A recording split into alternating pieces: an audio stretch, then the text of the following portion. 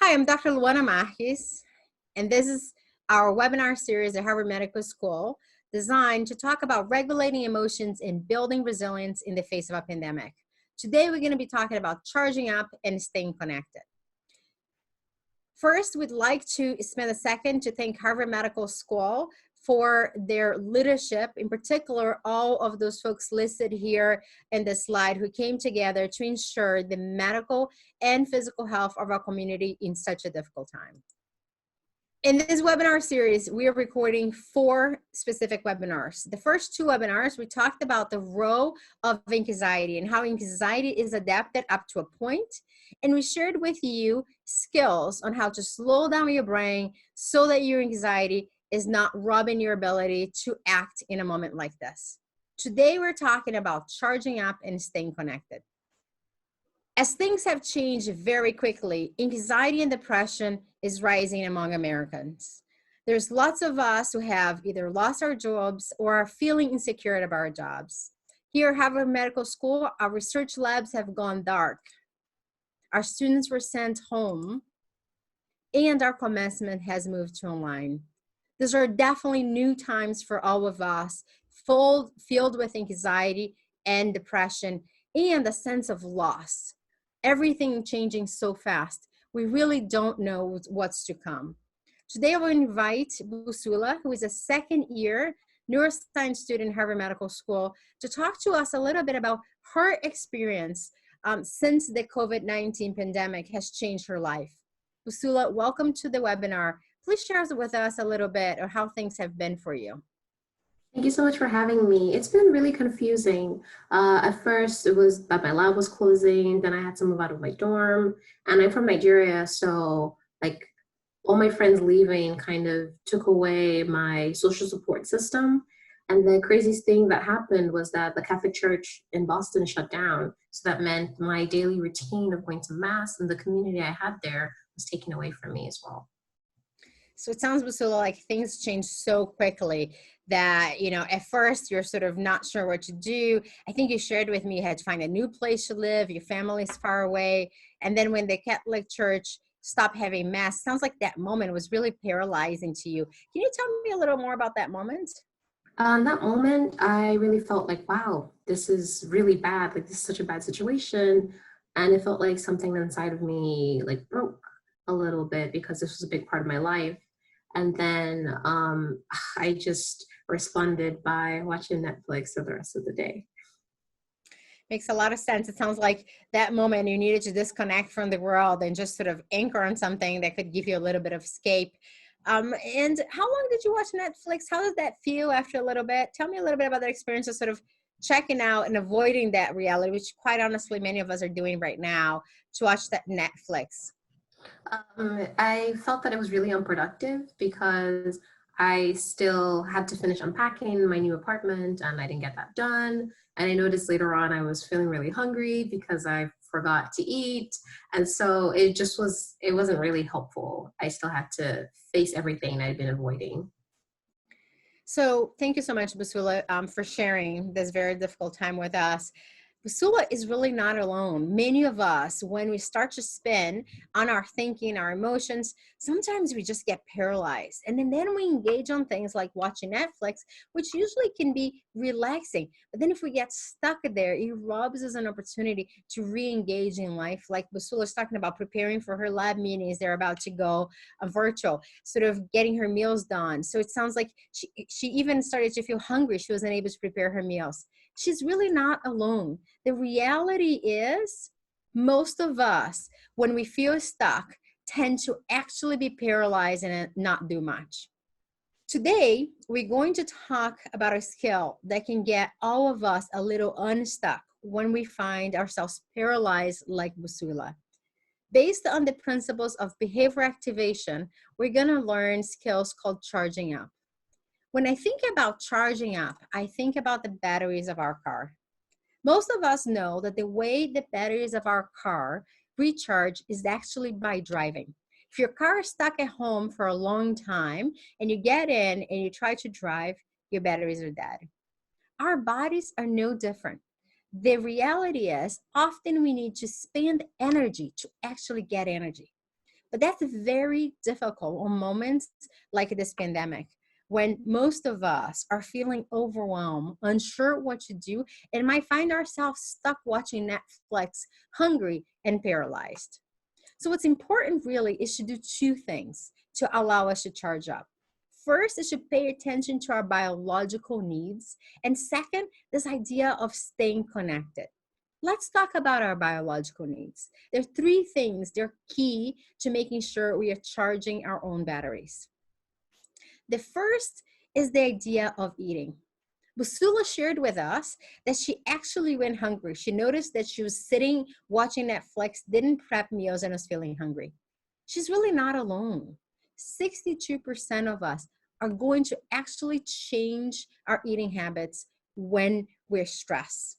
The problem is it actually affects our brains in a negative way. In this scientific study, we see that individuals who are under chronic stress and saw under neuroimaging a picture of food, that the results show that they activated their fight or flight part of their brain, their limbic system, and actually showed less activity in their frontal cortex, their thinking brain. So this study shows us that under chronic stress, eating can actually affect our brain. The good news is we also know from scientific studies that eating can have the opposite effect in our brain. It allows us to focus better, to learn, and to really actually have more plasticity in our brain so we can rewire it in a way that helps us. So how do we go about eating during such difficult times when things are so uncertain? The suggestion I've made to most of my patients is to really help your brain by creating a meal plan, allowing yourself to plan a few days ahead so that your brain doesn't have to be uncertain about what comes next. I'd also take that opportunity to create social support, to connect with others when you're doing that meal. So if you're at home, doing a new recipe with your family in a moment that you turn off all your devices. If you're home alone, then perhaps connecting with others through Zoom, Skype, FaceTime, and cooking together so that you're making sure you're feeling that sense of social support. The second thing I want to talk about charging up is our ability to exercise. This is really challenging right now, given that that 1 out of 3 Americans are asked to stay home. And here in our home state of Massachusetts, the governor yesterday asked all of us to stay home as much as possible. Decrease of exercise has really negative impact on mental health. It leads to vulnerabilities such as increased depression and decrease in well-being. Science, however, teaches us that exercise can help to boost our immune system. What we've seen in this article looking at immunological effects of behavior activation with exercise is that it actually can decrease symptoms of depression and make your immune system stronger. So how do we go about overcoming the challenges of exercise in a time that we're stuck home? I'd encourage you to go virtual. To look at the many gyms that are offering free classes online. I can share with you, I just took my first yoga class online with my family who is in Brazil. We've never done that before and it was remarkable. I felt closer to my family and I was moving my body. The final thing that I want to talk about when it comes to charging up is your sleep. This is a picture of a Google Trend search. It looks at the amount of volume people are researching coronavirus and anxiety. And what we see here, that between 11 p.m. and 4 a.m., there's a spike on folks searching that on Google. So when we're supposed to be sleeping, we're sitting home anxious, searching what is going to happen to us in terms of this pandemic. Well, sleep deprivation has serious negative consequences. It not only activates that part of our brain, the fight or flight part of our brain, our amygdala, that gets our anxiety to be too much, but it also decreases our immune system. So what do? Well, we go back to sleep hygiene, the things that we know scientifically proven to help us sleep more so that we can fight the negative effects of sleep deprivation. These are some tips that I share with my patients here at Mass General Hospital that often helps them to create a sleep routine. One decrease your screen time. I know this is challenging, and I know it's challenging specifically during a time of pandemic, but I urge you to be able to at least put your phone down at least half an hour before going to bed. Sometimes having a small snack before bed is helpful. And if you can't sleep, you find yourself there watching your clock and your thoughts spinning and not knowing what to do, get out of bed. So if it's more than 15 or 20 minutes, try to do something relaxing. And to the best of your ability, try to maintain a regular sleep schedule. That's something that most of us are struggling with. I confess I've been struggling with, but aiming at least approximating closer to your sleep schedule before this pandemic is really important. Most of us have struggled with eating, sleeping, and exercise. Yet, in a time of a pandemic, I urge you all to not make this optional. Eating, sleeping, and exercise should be thought of the same way we think about brushing our teeth. For most of us, wake up in the morning and it's not optional to take care of our teeth. Right now, eating, sleeping, and exercise have shown to boost our immune system and to decrease the likelihood of mental health difficulties. Both of those are crucial during a pandemic.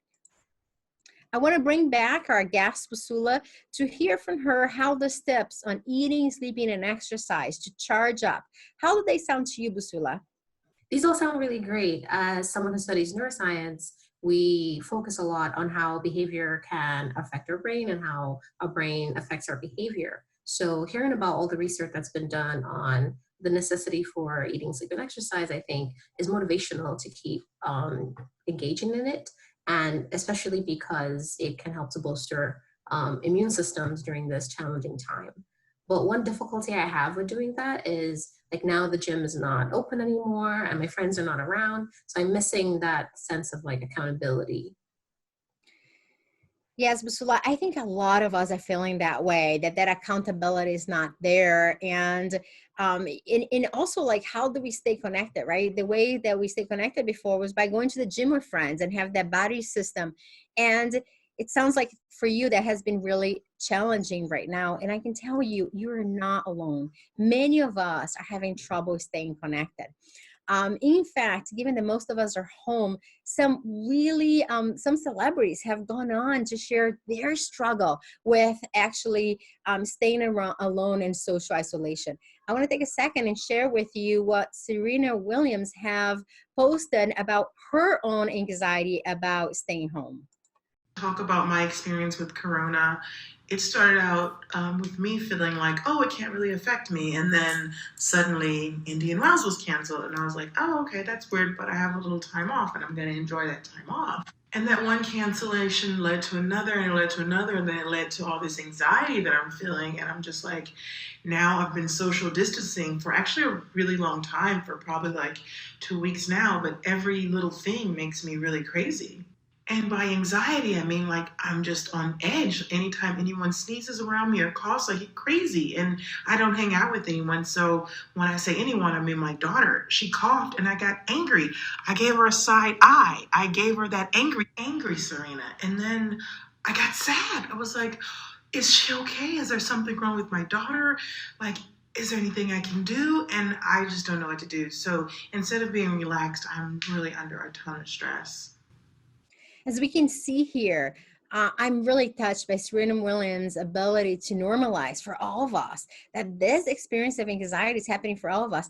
I can share with you that I'm having the same experience. You know, when my son this morning was just acting out for a second, I started to spin, and you heard also from Busula, who felt the same way. We're struggling with being confined at home, and we know that that struggle is real. In fact, the research shows us the individuals who are in quarantine compared to those who are not are 4 times more likely to develop post-traumatic stress disorder. So it's really important for us to figure out how to overcome that sense of loss and how to build resilience by creating connection. And how would we do this? Well, the first suggestion I have is that we go virtual. Research actually shows us that getting connected through means like Facebook has been shown to decrease anxiety and depression and to increase life satisfaction. other suggestion I'd make to overcome that sense of loss that all we're feeling by staying home is to be creative.